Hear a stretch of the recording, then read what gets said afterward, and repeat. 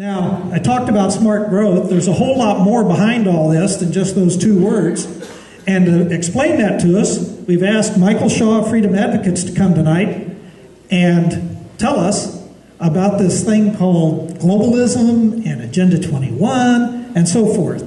Now, I'm going to have Michael come up.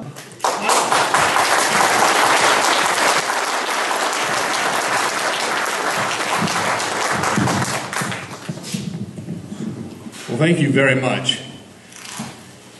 I've spoken on this subject many places around the country, but I must say that I can tell already that Amador County could lead the parade of counties in America that begin to demand the return to a system of freedom. You're to be congratulated.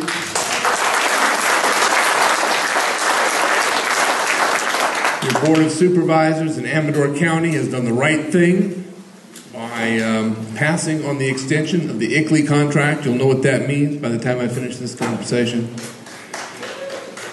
And in Calaveras County, the light that's being put on the general plan and on sustainable development there is backing that county government into a corner also.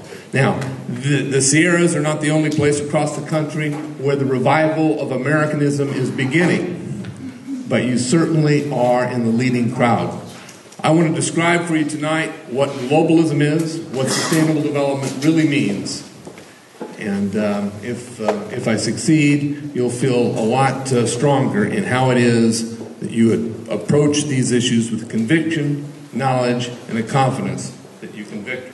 Across America, a constitutional awakening is happening. And it's just in time, because something is brewing. The world is being politically and economically internationalized. This big transformation has been in motion for a long time, and now it has hit it for the finish line. Let's call the transformation globalism.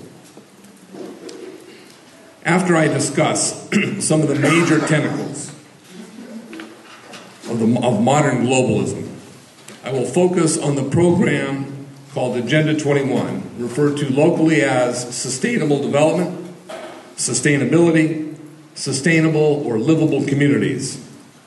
Agenda 21 champions environmental protection, public-private partnerships, and social justice. I grew up in Orange County, California. When I was 10 years old, Nikita Khrushchev came to visit Southern California. While he was there, he said, "America, we will bury you without firing a shot." Later in that same year, it was 1959, he repeated this statement at the United Nations while slamming his shoe on the table. I thought he was nuts. And yet, today, America is falling. We've not experienced a military invasion, so why is it that we are falling?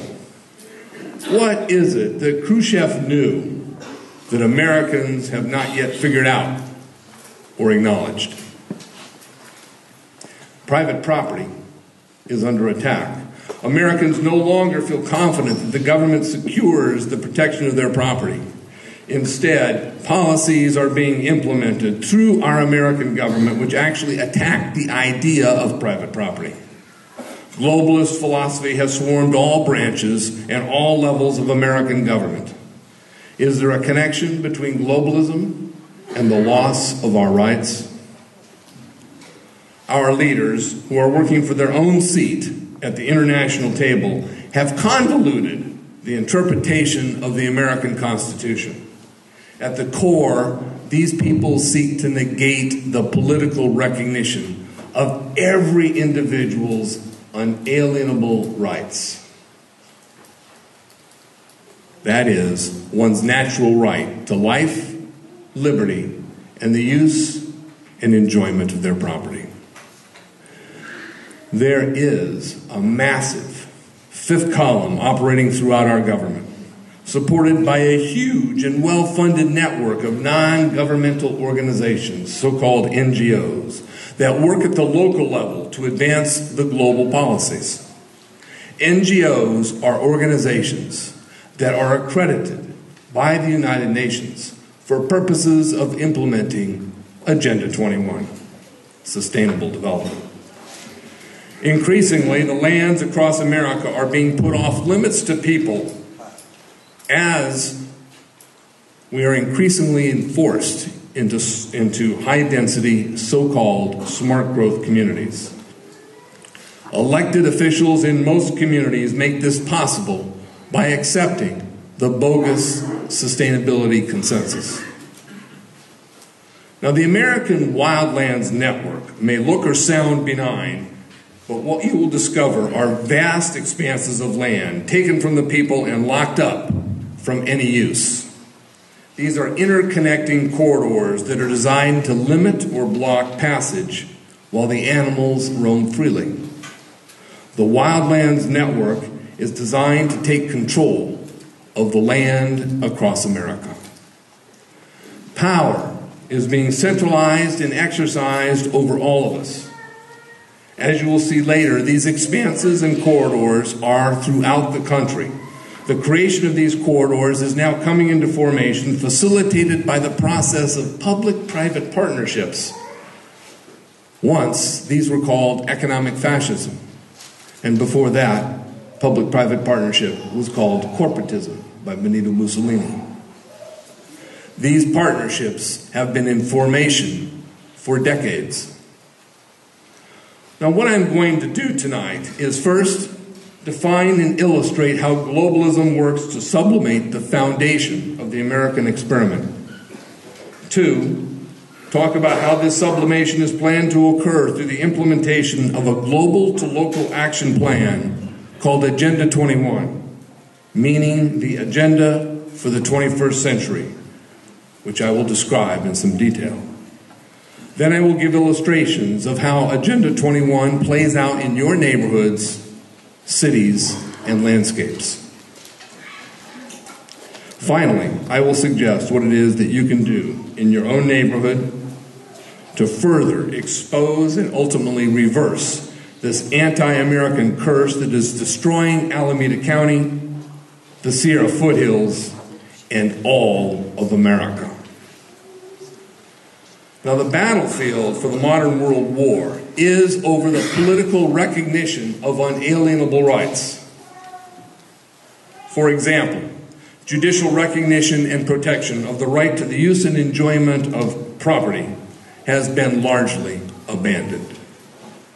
Prohibitive zoning, open space mandates, resource extraction limitations, conservation easements, and use prohibitions, coupled with enforcement provisions of such things as the Endangered Species Act and the various wildland bills, are all designed to chip away at the idea of private property.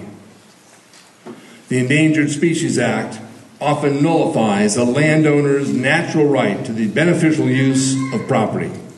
Through the ESA, the courts have enabled massive legislative takings of property use. America cannot stand if the idea of private property is not protected. After all, George Washington said, "Private property and freedom are inseparable."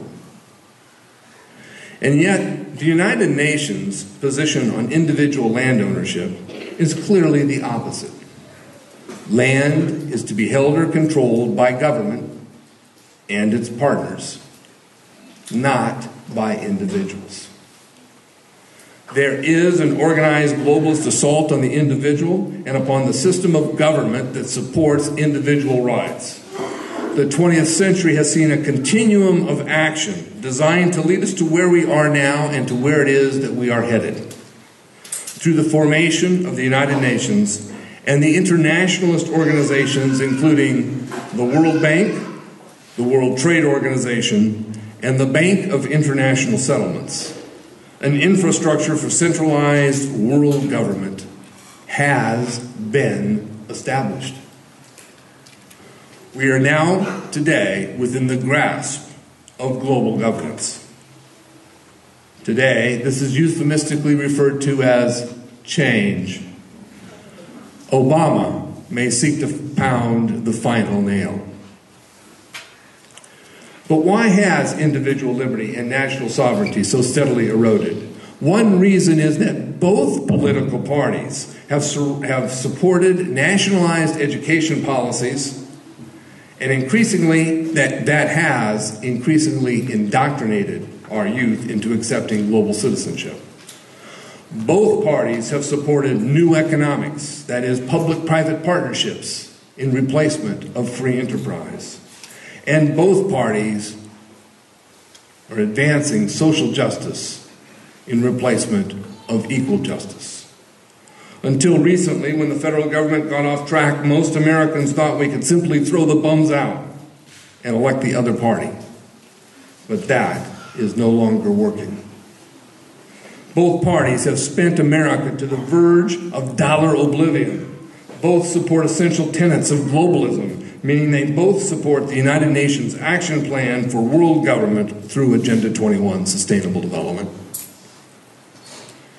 Sustainable development uses environmental protection as the excuse for transforming our systems of justice and economics.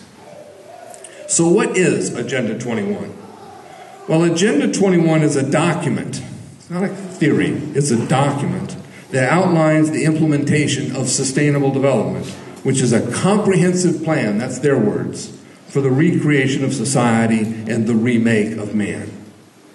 I can report that sustainable development policy is now pursued in every county in America.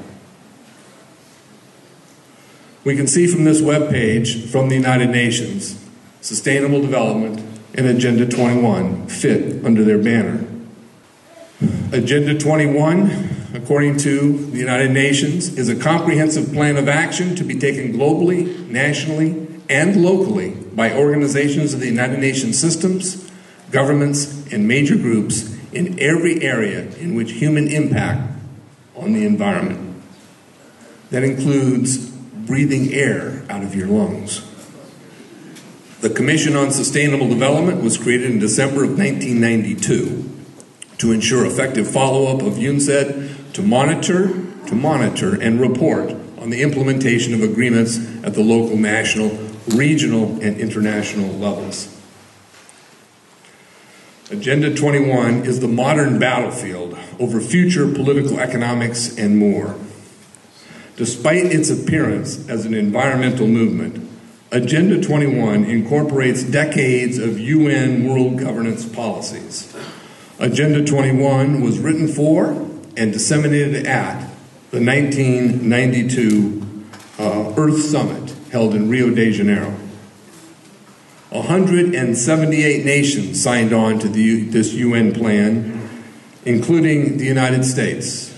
George Bush Sr. signed on behalf of the United States.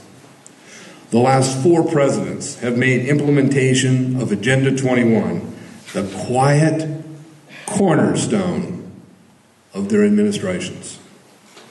The U.S. Department of State reports to the UN our progress at implementation. You will find at freedomadvocates.org Research Center the 2002 State Department report that's pictured here on the screen that demonstrates the American implementation of Agenda 21. The report is entitled Johannesburg Summit 2002, the United States of America Country Profile. This document outlines how we are implementing and achieving objectives of Agenda 21 through federal agencies.